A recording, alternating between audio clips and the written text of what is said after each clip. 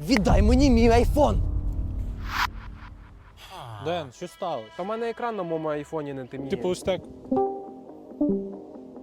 Так, саме так. Так можливо у тебе захисне скло криво поклеєно. Ні, не в цьому проблема. Телефон падав? Падав. До того габела твоєму датчику приближення, чувак. Блін, що реально? А то ремонт дорого коштує. Ти в Айкулу зайди, там майстри швидко зроблять, ще й гарантію дадуть. Що реально? Підпишусь. Ей, ти мені айфон винен! Ти на яку підпишись, там зроблять.